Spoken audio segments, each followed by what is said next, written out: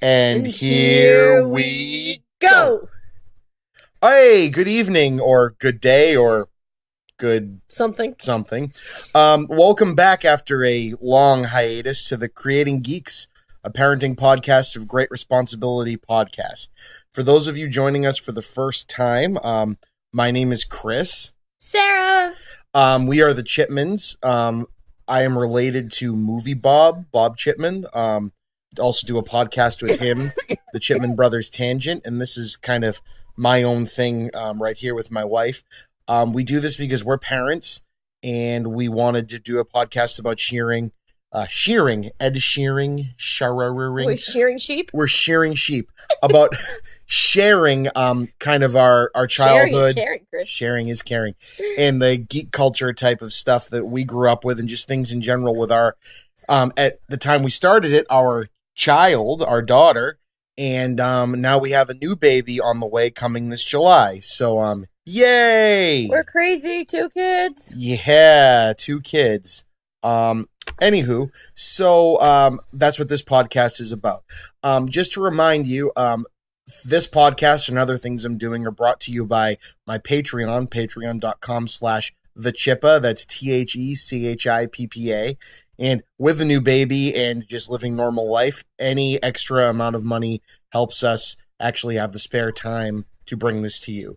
You can also check out my YouTube channel, which we've been putting these up as videos. We're hoping to transition into the download, but the videos will probably still be up. So the Chippa made this. It's just me, the Chippa, on YouTube as well. This episode is about drive-in movie theaters. Researching this one was fun. A lot of good information there. This one might end up being a little longer than our normal stuff.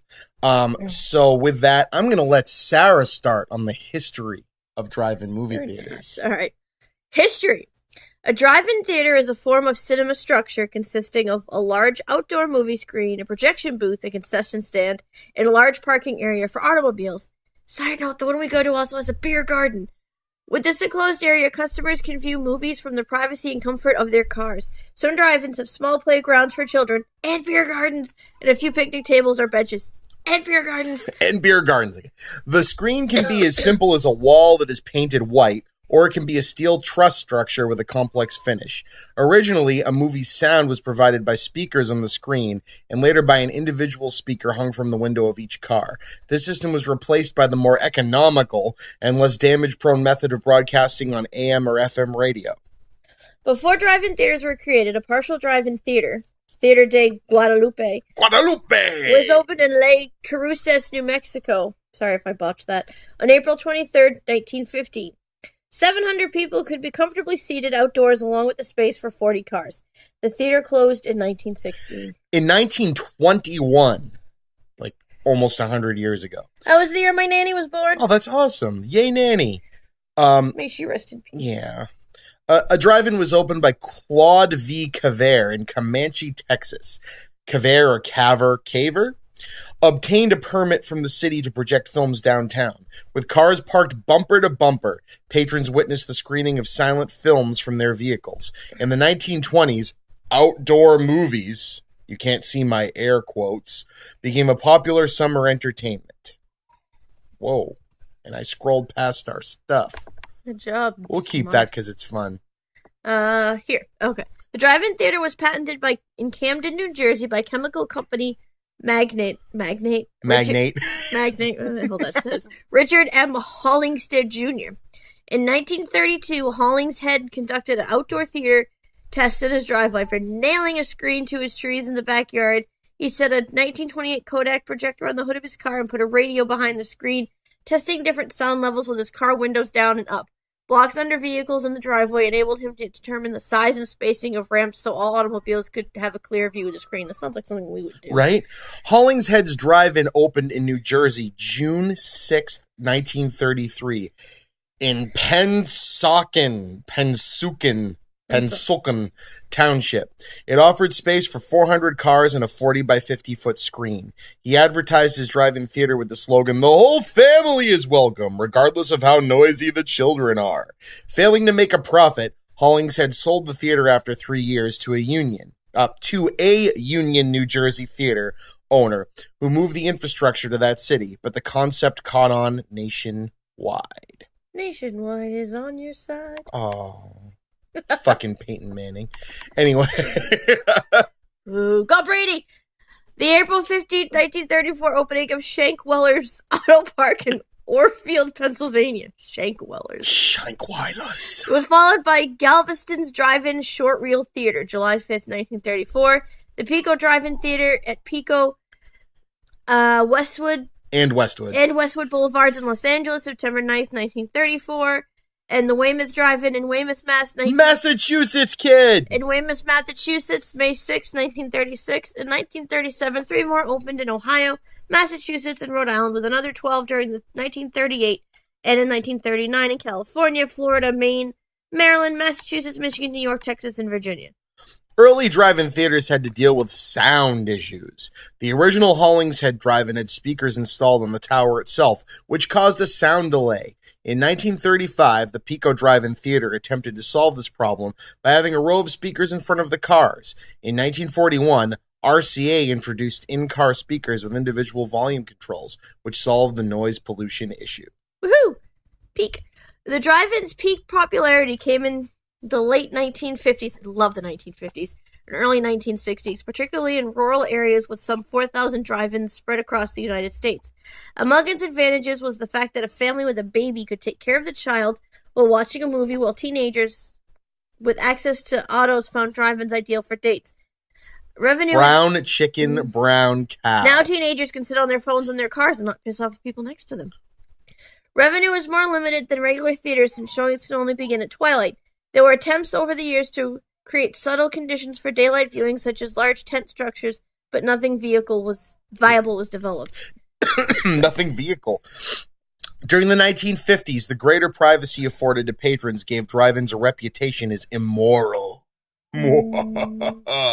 Beginning in the 1970s, many drive-ins changed from family fare to exploitation films. Oh, baby. As a way to offset declining patronage and revenue. Also during the 1970s, some drive-ins began to show pornographic movies in less family-centered time slots to bring extra income. Again, brown chicken, brown cow. One of the largest drive-in theaters was Johnny All-Weather Drive-In. Sounds happy. In Copacog, any city in New York, easy to say, seriously. Covering over 29 acres, it could park 2,500 cars. It was a full-service restaurant with seating on the roof and a trolley system to take children and adults to the playground, and a large indoor theater for bad weather or for those who wanted to watch in air-conditioned comfort. That's pretty kick-ass. Decline. Dun, dun, dun. Drive-ins face large competition from home entertainment, from color televisions to VCRs and video rentals.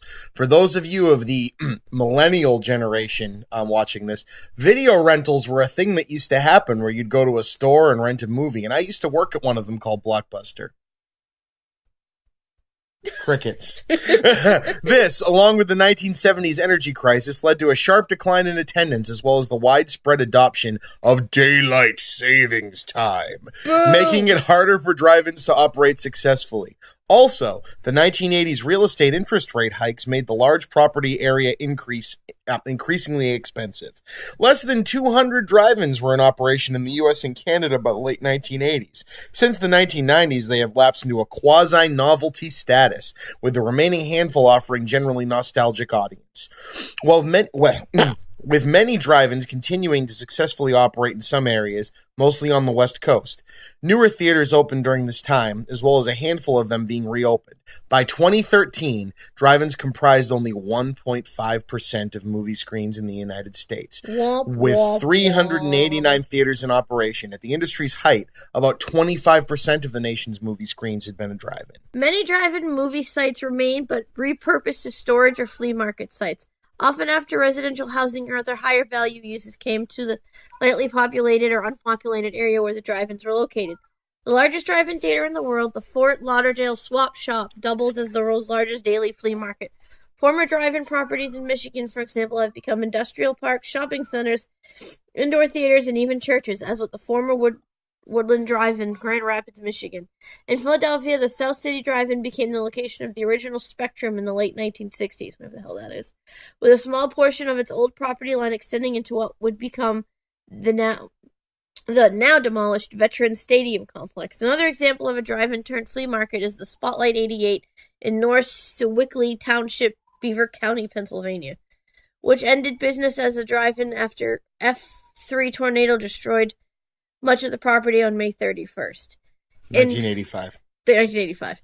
As a joke, after the tornado hit, the owners put up in the now showing sign "Gone with the Wind." It was most likely copied from a Taylor, Michigan drive-in called Ecorse Drive-In. On July 16, 1980, a freak derecho storm, what the hell that is, with 150-mile-an-hour straight-line winds, as opposed to squiggly-line winds, swept the Press button, receive bacon. Swept the drive-in away, leaving only the now showing sign with the letters now playing "Gone with the Wind." They rebuilt the screen, but it never recovered. By 1989, it was sold, and now is a Kroger grocery store. Bummer. The resurgence of the industry in the late 1990s led to the inception of the do-it-yourself drive-in, beginning in 2001, which utilized contemporary tools such as LCD projectors and micro-radio transmitters. The first was the Liberation Drive-in in Oakland, California, which sought to reclaim underutilized urban spaces such as vacant parking lots in the downtown area. The following years have seen the rise in guerrilla drive-in movement, in which groups of dedicated individuals orchestrate similar outdoor film and video screenings. Showings are often organized online, and participants meet at specified locations to watch films projected on bridge pillars or warehouses. The content featured at these screenings has frequently been independent or experimental films, cult movies, or otherwise alternative programming. The best-known guerrilla drive-ins include the Santa Cruz Guerrilla Drive-In in Santa Cruz, California, North Bay Mobile Drive-In in Novato, California, Mob Moth in San Francisco, California, and Hollywood, and most recently Guerrilla Drive-In in Victoria, British Columbia. Faced with closures of Hull's Drive-In in Lexington, Virginia in 1999, the nonprofit group Hull's Angels, formed to raise funds, buy the property, and operate the theater as a nonprofit venture specializing in family-friendly films. Hull's continued to be the nation's only nonprofit drive-in. As of March 2014, a figure of 348 drive-ins has been published for the United States. In the fall of 2014, the burger chain Johnny Rockets announced that it would team up with USA Drive-Ins to open 200 drive-ins by 2018, serving Johnny Rockets food at the concession stands. God, I hope one comes. Now, here's an interesting thing. It's 2018. I've tried to find information after the original article that this referenced, and I can't find out if they've actually been pulling it off or not. So, we'll get to what I want to say on that in a minute, but it's really interesting, and it would be great if they were coming back. So now, since we are from Massachusetts, let's kind of zoom in a little bit with a little bit of a microscope and talk about the drive-in theaters specifically in Massachusetts then and now. So, Massachusetts has been home to over 93 drive-in theaters over the years, only 4 of which still remain open today. The New England area has less than 20 drive-ins remaining. Chris can't hit buttons. So you can talk about the first one. All right. The Northfield Drive-In. Why can't I talk about, Wellfleet? I want to do that one. Looks like you're going to get to, probably, or Mendon. Go ahead. Well, I'll do those two. I'll do those two. Okay, fine. Yes. Restructuring. The Northfield Drive-In, located in Northfield, Mass., is actually located on the line of Massachusetts and New Hampshire. Live free or die. So both states get to take credit. Opened in 1948. The original screen was destroyed by a hurricane. This seems to be a running theme. In 1951, then rebuilt. It's still used today, maintaining the original dimensions of 80 feet by 54 feet in height. Upon researching this, we were unaware of this theater and will be checking it out next season for sure. Which is really true. I've never heard of the Northfield Drive-In. The Leicester Triple Drive-In Theater in Leicester, Mass. has a proud 40-plus year history of providing wholesome movie entertainment for families in the community. First opened in 1967 to what was a single-screen theater. On its opening night, Elvis Presley's classic Double Trouble was shown to a sold-out crowd of more than 800 cars. Today, the theater has 3 screens. We've actually been to this one. Out of the leftover theaters in Massachusetts, it's kind of run down and cruddy. Went to a college. Yeah, it's kind of run down and cruddy. It's still awesome that it exists. I'm sure it's probably better today. A lot of the local ones have been getting kind of bought up and fixed up anyway. But that's those two. So, Sarah? The Mendon Twin Drive-In. Oh, Jesus Christ. Located in Mendon, Mass., opened on June 14th, 1954, and owned by Susan Swanson and Kathy Gorman since 1986. They sold the theater to Dan Andelman and his brothers, Phantom Gourmet, in March 2014. I was going to say Frugal Gourmet. It can accommodate 800 cars. The second screen was added in 1998. Now, that is one that we frequent a lot. Yes, it's awesome. And as Sarah said, but I want to add to it, Dan Andelman and his brothers, for those of you not from the Boston area, are local B-list celebrities. Dude, hey kids. No, they're two like college frat brother guys, three of them, that started a TV show where somebody goes around to restaurants and rates them, Dressed in purple, and then they talk about it on TV and basically talk about beer and chicken wings, and it's kind of like less in Fuddruckers. It's kind of like a less douchey version of Diners, Drive-Ins, and Dives. Is what it really comes down to. And this one All right, well, let me read about the next one, and then I'll get into what I was going to say. The Wellfleet Drive-In Theater, the only drive-in theater on Cape Cod, and my absolute favorite one, located in Wellfleet, Massachusetts, along with U.S. Route 6, near the Massachusetts Audubon Society's Wellfleet Bay Wildlife Sanctuary. The complex offers first-run double features in season with other attractions such as indoor cinemas, a flea market, a miniature golf course, and restaurants. The drive-in is one of the venues for annual Provincetown International Film Festival in Providence, Massachusetts. Frommer's lists the drive-in as one of the 500 places to see before they disappear, and I will cry tears if they do, and I will beg everyone to give me money to save it. And Travel and Leisure, so start saving your pennies now, just in case. Travel and Leisure selected it as a top 10 retro escape. Original owners John Jentz and Charlie Zender opened the drive-in on July 3rd, 1957. It has 100 by 44 foot, 30, whatever, I'm not even getting there. Screen metric. Screw that. Screen with sound provided by both of FM stereo and original individual monaural speakers that can be attached to a car's window. The mini golf features obstacles that date back to 1961. And it's awesome. Yes, my parents took me there as a kid. Now that's our favorite one. Well, we're going to get there. But Mendon's the one we go to the most because it's only about an hour or so from us. But right after we had our daughter, we were bummed. We were like, all right, we really love movies. We're going to miss a lot because we can't keep asking people to watch her every weekend so we can go to the movies. And then one night, we're in her room. I'm nursing. And it's like a light bulb goes off. And Chris is like, hello, drive-in, hour away. Duh. It was awesome. So now we go there. We get 2 movies. You know, she can sleep. Or sometimes we bring a DVD player. And she sits and watches Mickey Mouse in the back seat. And we watch movies. So for those of you listening to this, the kind of movie theater industry is kind of going in a weird direction, right? The big theater chains are starting to kind of turn themselves back into that more like the one person customer, your experience is important to us. The AMCs and Showcase Cinemas of the world are spreading out with their recliner seats, less people to a theater, ticket prices going up kind of thing. I love it. Don't get me wrong, but there's something special about pulling into a drive-in in your car. And, you know, Sarah, as she said, her initial experience was this Wellfleet Drive-In. She's been going there since she was a kid. I never got to go to a drive-in until I was a teenager. So I'm experiencing this all as an adult. We went to teenager, I went with my friends up in Maine. Oh, to the one up. We didn't talk about the Where's Beach one. I've never been to the Where's Beach one. It's gone now anyway. Yeah, it's gone now. But anyway, what I was going to say is people like the Andelman brothers are coming in, you know, also smaller theaters. Film has been disappearing. Film projectors have been disappearing, right? Unless you're Chris Nolan, your movies aren't playing on film anymore. And so these local theater chains that didn't have the money to kind of outfit their whole theater with new projectors have been dying out. And so people like the Andelman brothers Kickstarters, the local theater, Cinema Salem for us, which I actually proposed to Sarah at, got saved earlier that year. This is only 3 years ago because they were going to have to shut down if they didn't get upgraded to digital film. Same thing is happening with these drive-ins. You know, we talked earlier, you know, there's these kind of guerrilla style ones that are doing it ad hoc, but people like the Andelman brothers buying up this old family business and they're fixing it up and making it work again. And they do cool events like the Phantom Gourmet does awesome local food festivals and things of this nature. They now have a venue to do them all at. So it's really cool. the other thing is, and I'm going to add this as a little plug, which I was going to talk about at the end, but we'll do it now.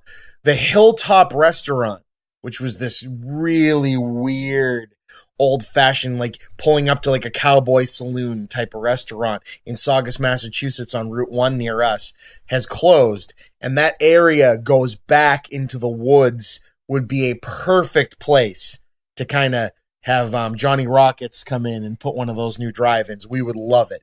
It would be awesome. So everyone start giving us money to the Patreon so we can open it. Yeah, or someone start a Kickstarter for this. So back, to the point of the podcast. So Sarah had said her initial experience was going to Wellfleet as a kid. Do you want to add to that? Yeah. Or my parents took me because we'd go to Cape Cod every summer for a couple days, and they took me. And I remember the movies I watched probably weren't. One of them probably wasn't kid. Like I was probably old enough because my parents took us, but I just remembered I thought it was cool to sit in the comfort of your car. You know, you could get your PJs on if you wanted to. I usually bring a blanket now to cuddle in if I get cold. And watch a movie, and I've loved it ever since. And I think we went a couple of times. I don't think we went every time we went to the Cape, but now I bring Chris and I go to the Cape, and we go to the Mendon one, and it's great because it's not far. And if we're nothing to do, I'm like, oh, let's play at the drive-in, and both of them are Wellfleet single screen. Mendon is 2 screens, so there's always a choice. Yeah. It's really cool. And they actually were doing Christmas movies this year, and we wanted to try to get to them because they were doing our favorite Christmas movies, but we didn't get a chance. And they also played Star Wars The Last Jedi there this year, which would have been a cool thing to get This one actually, I think Wellfleet's closed for the season already, but Mendon seems to be staying open a lot later. Yeah. So with me, I went with my friends. My friend had a camp up on Saco, probably, maybe not, maybe Long Lake up in Maine, and we'd go up there for the winter time to ski and went up there in the summer. And I remember we took my car, my old Oldsmobile Cutlass that I had, and turned it around and sat on the trunk and had the windows down and blared the radio as loud as we could because they didn't have the speakers like Wellfleet does. Yeah. And I think it was Signs that we saw, which is a really cool thing to see outdoors. You know what I mean? I think that's awesome. And I've been hooked ever since then, and it's a very important part of Sarah and I's life. So then revisiting, with me, it's not that far. I revisit with you when we went to Wellfleet for the first time. But what about you? I love going. We have a whole thing now when we go. We get candy. There's a candy store in Cape Cod. And across the street's a booth with saltwater taffy, so we get big bags of candies. And we go and we sneak beer. Shh. Yes, down in Wellfleet, we always go to the Cape Cod beer, and you bring a growler to the drive-in, and you drink it. And not to say that, I mean, it is a little weird to think about beer where you drive, but the Phantom Gourmet one, the Mendon, has a beer garden. Yeah. You know what I mean? So, it's just how it goes. And we haven't done that much now that we have our daughter. Yeah, now that we have our daughter. But it's fun. We sit in the car, and you get to watch a movie, and you bring a blanket to cuddle under or a pillow. It's comfortable. I like it. I have a lot of fun with it. And another the snack bars are the best. Yeah. The one at the Wellfleet I like better than Mendon because the food's a little better. But it's still fun to go get a burger and fries, or usually get popcorn and a soda. Something I do want to say though, I think new car companies, especially with these push button starts and energy efficiency and saving, they're failing us because we have a Nissan Rogue, and your old Keystar car would have an auxiliary switch. You could put it on, an auxiliary would work for hours on end.